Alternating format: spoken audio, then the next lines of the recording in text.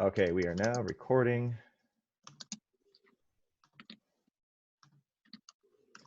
All righty, Sputnik.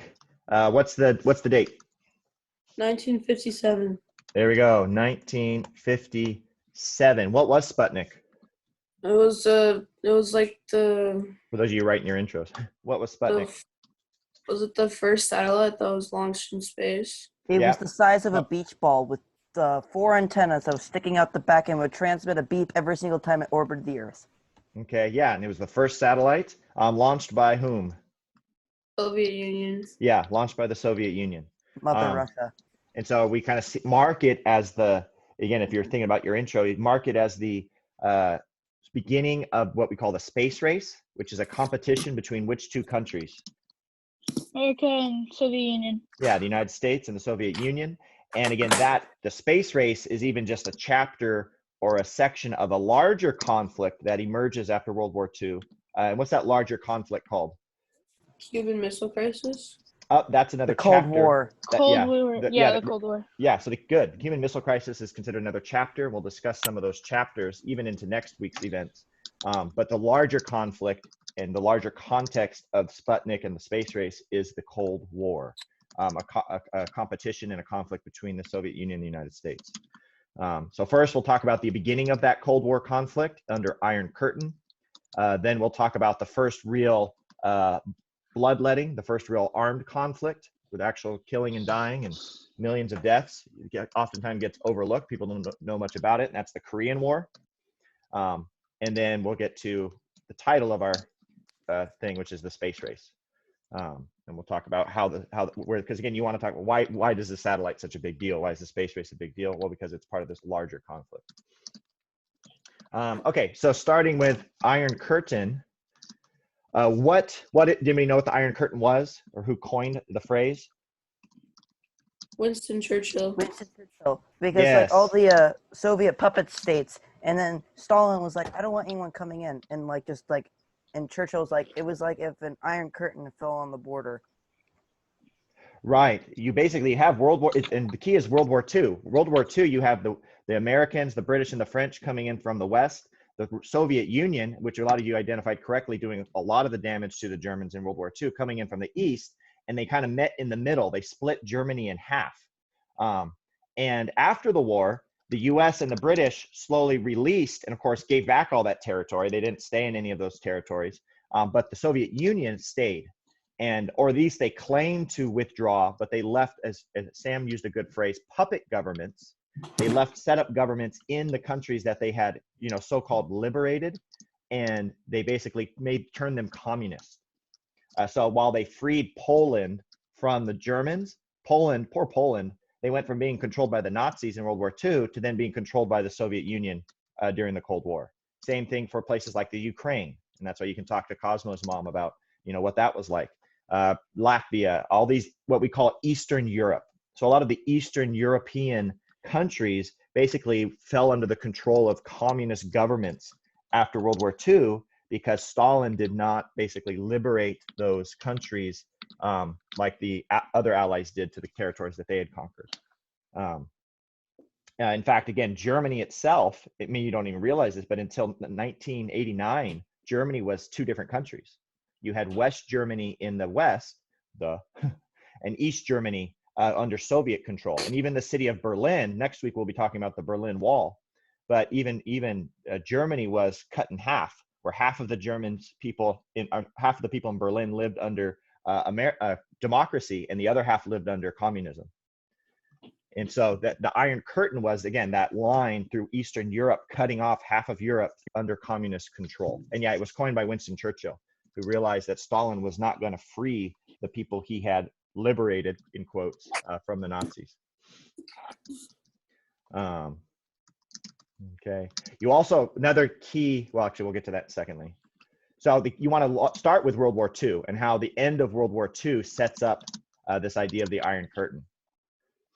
And then that institutes basically a conflict called the Cold War, because was the Soviet Union the allies of the Americans in World War II? Were the Americans and the Soviets allies in World War II? No. Absolutely. Yeah, and Yeah. I'd say more than kind. They were allies, and I guess you kind of is a good way to put it. Absolutely, they were the enemies of the same enemy. In other words, Germany had attacked both of them. Germany had attacked Britain. Germany had declared war on the United States, and Germany had surprise attacked the Soviet Union. So they were allies, but sort of is a good way to put it because they were allies of convenience. And so basically, once that common enemy, Germany, the Nazis, were gone, then they kind of looked at each other and realized, hey, we want different things. One side wants democracy and capitalism. The other side wants totalitarianism and communism. And they began to compete with each other. And so that's what we call the Cold War. It's this competition between two worldviews. And that might be important to, I'm going to type it out, two worldviews, where you have on one side democracy and capitalism, which is where you get to invest your own money and make your own profits and keep what you make, versus totalitarianism. What's totalitarianism?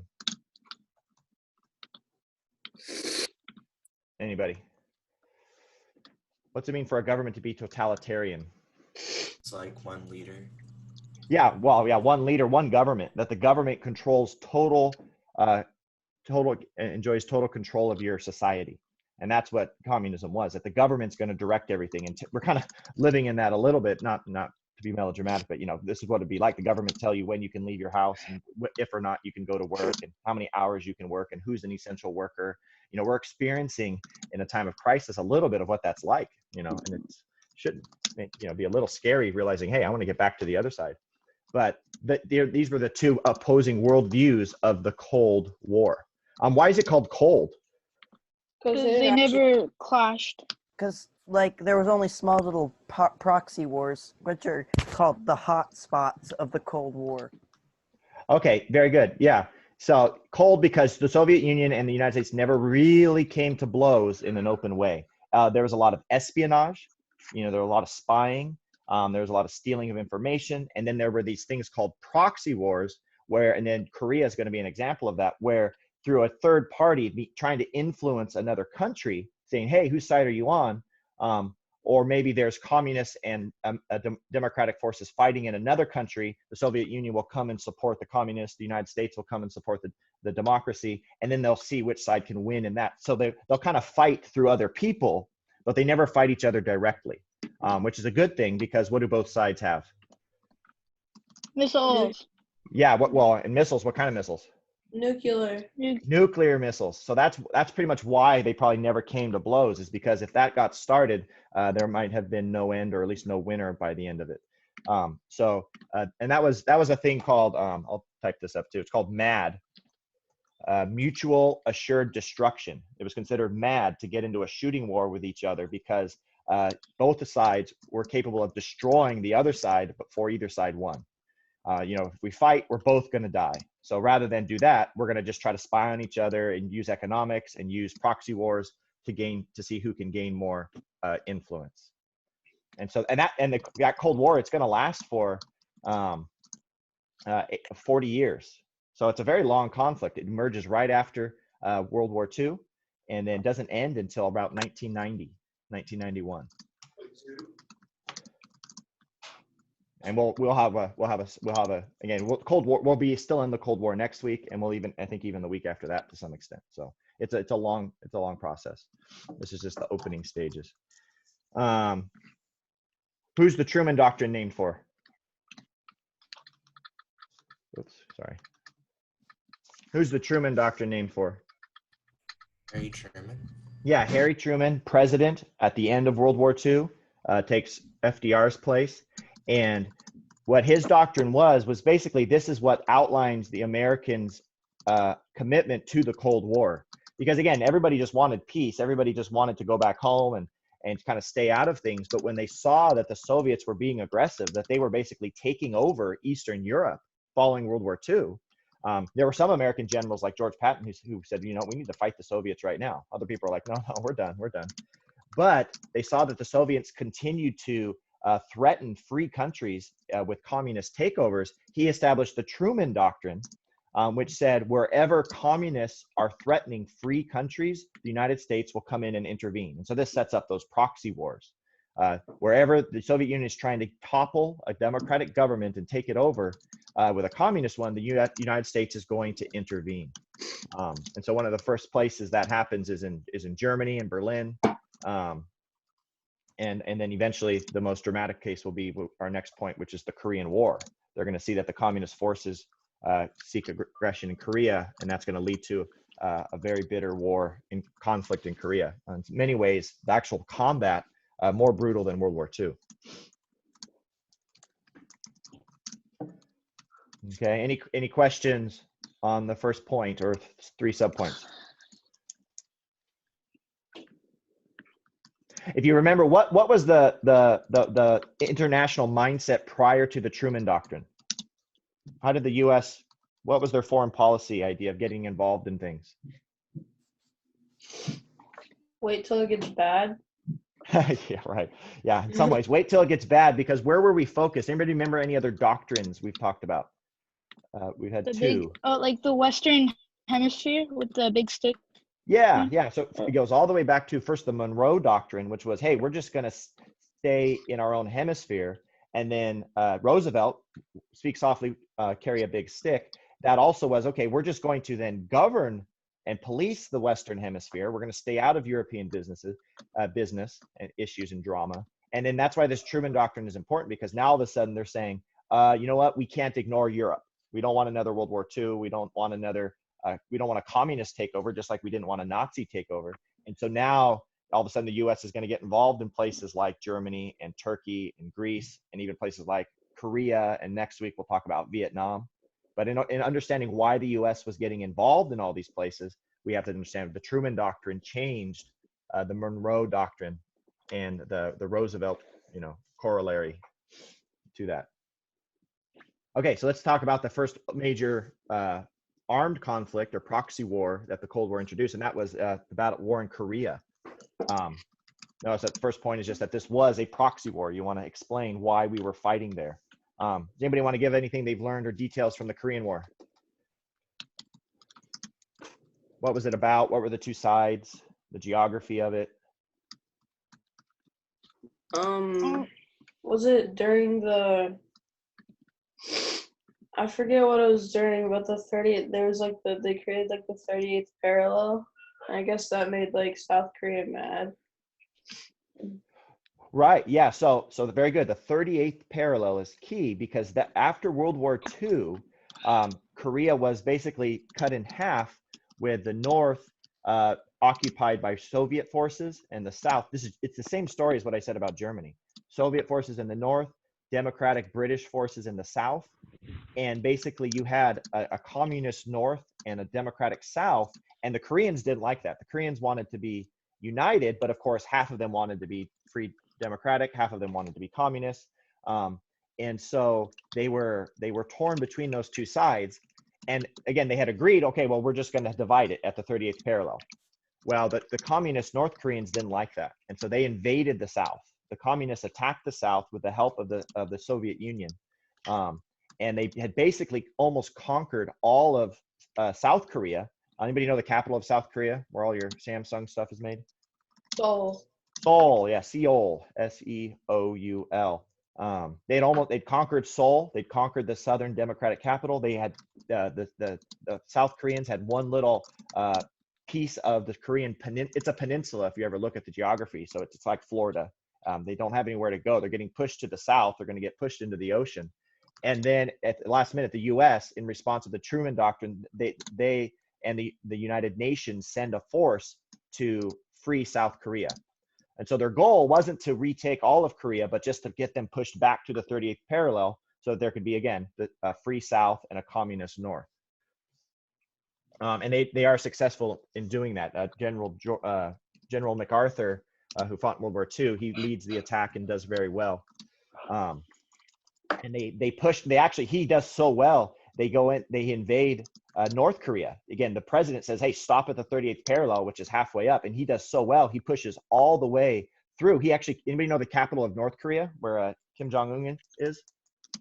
Actually, Kim Jong-il right now. Called Pyongyang. But anyway, he gets all the way up there, and they get to the border of China. And they get to the border of China. So they've actually freed all of Korea. And they're pretty excited. But unfortunately, China feels threatened by this. And China's a communist nation. And so 250,000 Chinese soldiers invade Korea and push the American forces back. And you don't have to give all this detail, but it's a big seesawing back and forth that after about 3 or 4 years of brutal fighting, over 1 million, millions of Chinese are killed. They're fighting in there. The Americans they're getting in dogfights in their jets, and they're fighting. And you've got these North Korean jets, but they're being flown by Russian pilots dressed as North Koreans. And they're fighting infantry tank forces, and they're Chinese soldiers dressed as North Koreans. So that's why this is a proxy war, where they're posing. You have communist Soviets and communist Chinese posing as North Koreans, supporting them in this fight. And it goes back and forth, and eventually leads to our second point. It's a stalemate. Neither side wins. They never sign a peace treaty. They sign an armistice, which means we're just going to have a ceasefire.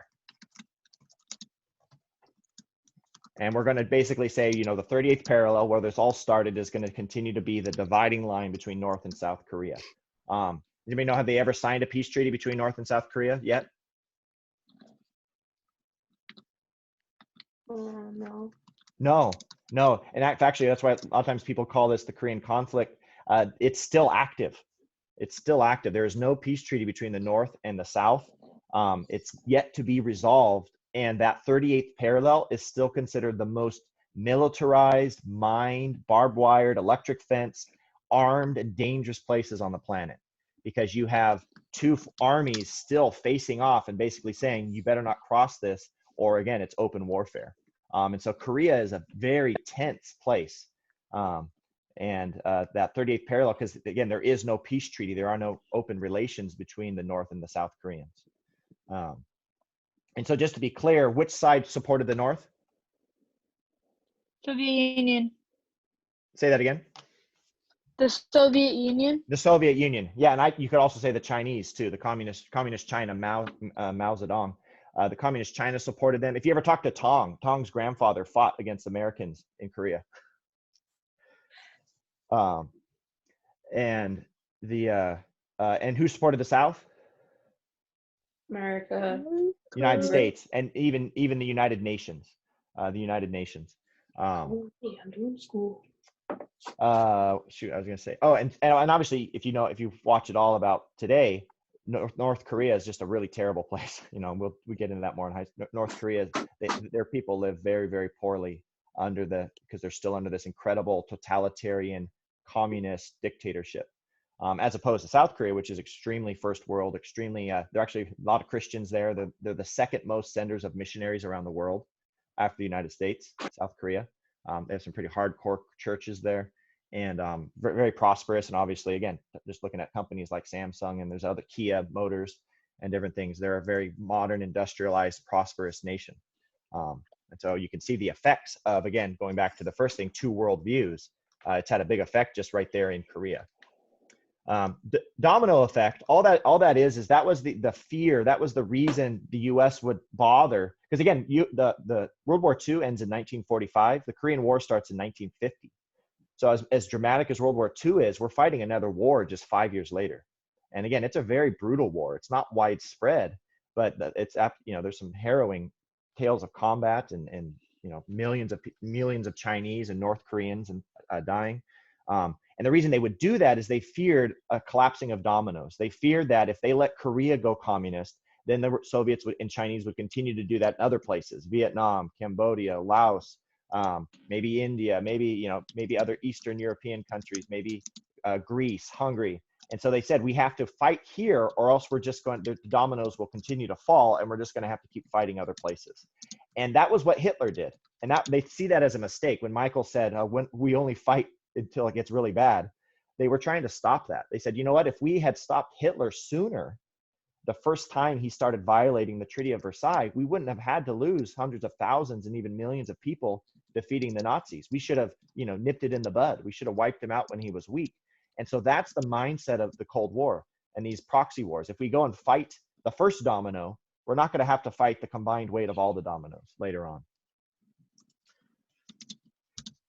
Okay. Any questions about Korea?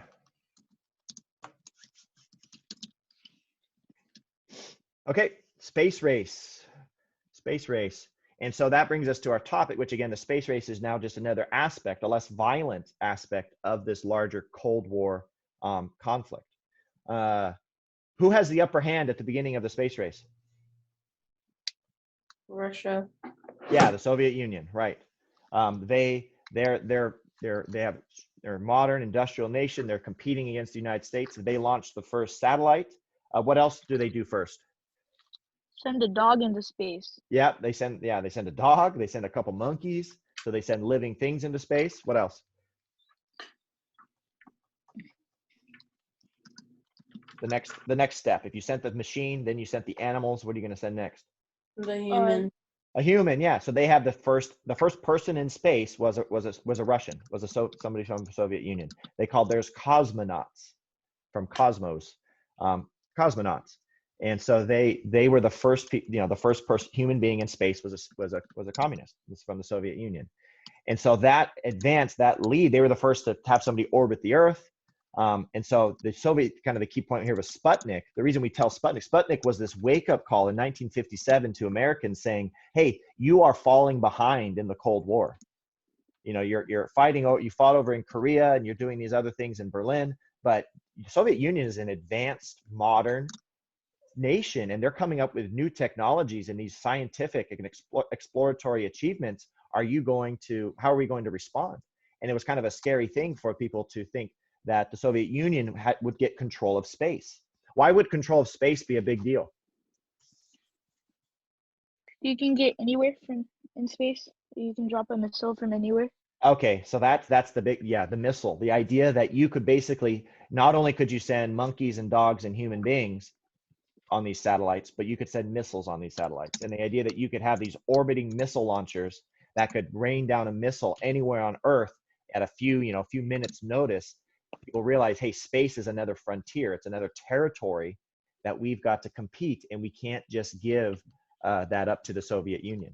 Right now, we're realizing the same thing with the moon, is that the Chinese right now are very, very busy because the Soviet Union has since collapsed, and now China's kind of taken the lead in this kind of a thing. And the Chinese are very interested in colonizing the moon and mining the moon and experimenting with things on the moon and creating transports back and forth between the moon and the United States. Do you know what new agency the president recently said we're going to start to combat that? He just said we're going to have a space force. We have the Air Force, the Army, the Marines, the Navy, but he says we need a space force. And a lot of people mock him and say, oh, that's silly. That's from Star Wars. That sounds like whatever. But he's saying, no, like this is the next area of we've got to gain control of this. We can't just say, oh, let the Chinese have total control and we'll catch up later or whatever before it's too late. And that's what Sputnik represents. The United States was like, hey, we're falling behind and they're going to gain control of this new territory and we're going to be at a huge disadvantage. And so which president responds to this and says, hey, US, we got to get in gear? Kennedy, John F. Kennedy. And what organization does he start?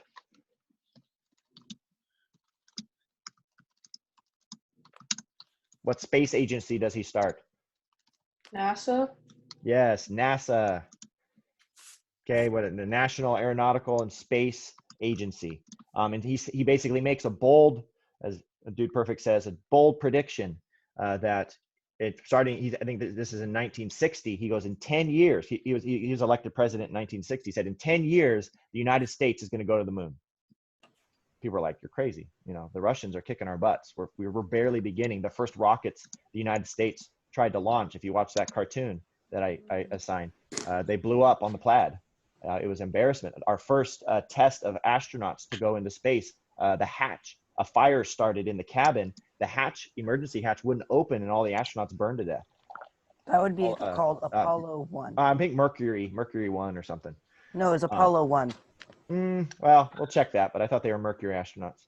But anyway, the U.S. is struggling. But it's JFK who says, we've got to go to the moon. And he sets this 10-year challenge that we're going to go to the moon in the next 10 years. And then as American industry and innovation mobilizes behind that, what year do we finally go to the moon? 1957. He makes the 1969. Yeah, that one. yes, yeah. He makes the prediction in I didn't know that one. 1960. It's 3 years after Sputnik, and so in 1969, in July, we just had in 1919 we just had the 50th anniversary of that. Is that right? 50, maybe 60. We just had the anniversary of going to the moon. It was Apollo. Anybody know the Apollo 11. mission number? Apollo 11 was the first one to go to the moon. Apollo 11. Neil Armstrong. Anybody know the other astronauts? Buzz Aldrin and I don't know the other one. I do know it. I don't know it right now. Somebody Google it and let us know. Buzz Aldrin, Neil Armstrong, and the poor guy who always gets forgotten. Anybody see that movie, the Ryan Gosling movie? First Man, I think it's called. You should check it out. But anyway, so the U.S. Michael Glenn. Collins. What's his John name? Glenn. John Glenn. John Glenn was the first American to orbit the Earth. Michael Wow. Collins. Alan Shepard. No, that's not it. That's Michael Collins. Michael Collins. Michael Collins? Yeah. All That's right, it. Michael Collins, not Michael Whalen, the one and only, but Michael Collins, the second and other. Okay. And so you can see that it's a great achievement because obviously they beat the Soviet Union. They do it within the 10 years that Kennedy predicted, and it's a huge boost in morale for the United States because they're able to pull off this, this technological achievement, and also open up this whole new frontier of space exploration. And if you watch the video, what was the side effect of all the innovation that went into space exploration? Like what happened? Like what new happened technology. Yeah, that so much technological advancement happened because they were trying to help the astronauts, and they realized that these had applications for us here on Earth. Maybe lot not of even people how they died. intended to use them in space, but a lot of the inventions and advancements, simple things like Velcro and other things like microwaves, they're the result of space exploration. And so that's just another thing to note, that one of the net effects of this space race was a lot of advancement in technology, the development even of computers. They had computers prior, but the need to use them and make them faster and make them better and more complex, that's partly a byproduct of the moon landing and the space race. So you get this larger impact of going to the moon, along with just a Cold War victory for the United States. Okay. All right. So what? Let's go to so what. I'll put this wider impact, not conflict. Okay, so what? Why does Sputnik in 1957 matter to American history?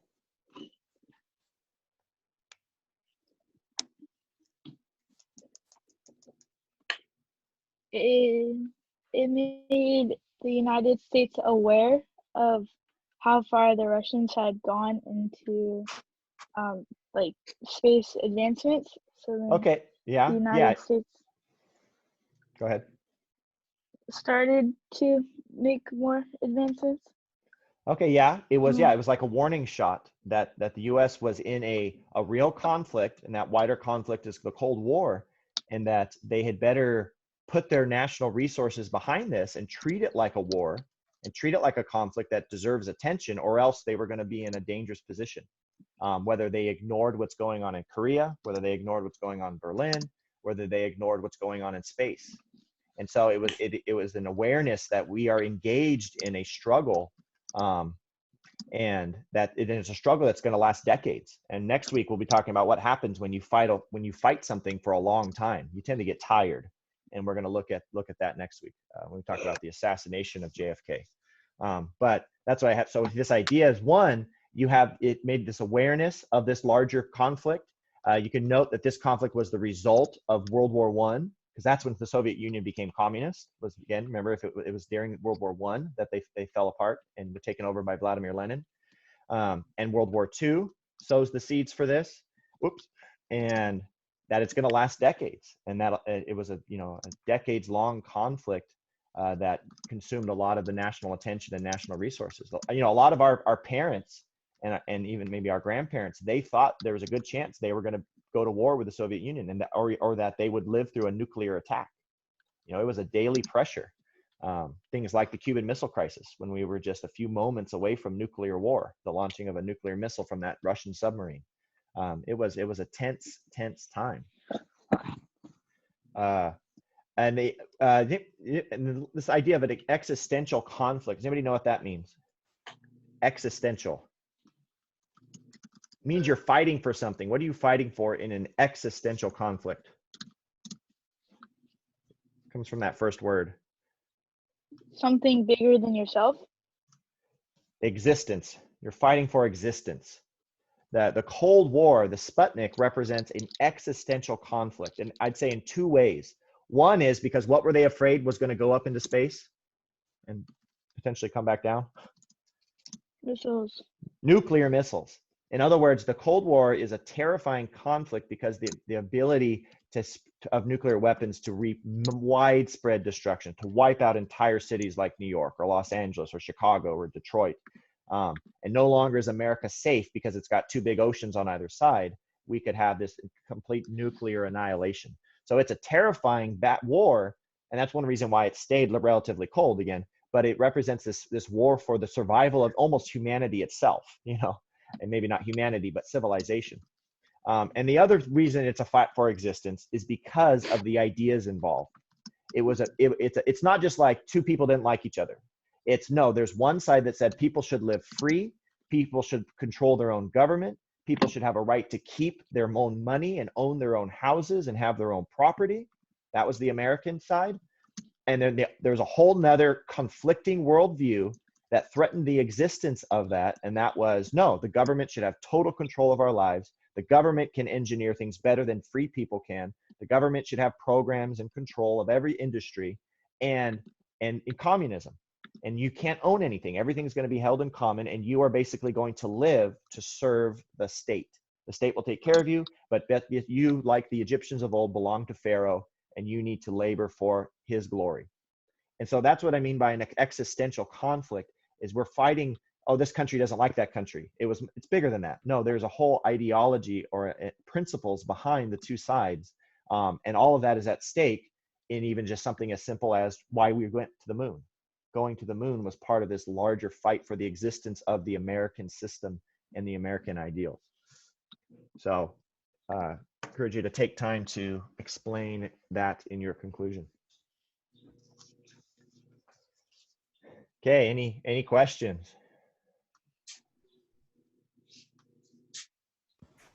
It was Apollo 1. I just searched it.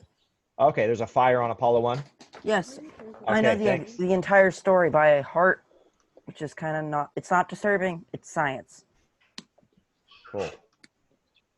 All right. Anybody else? Any questions? As you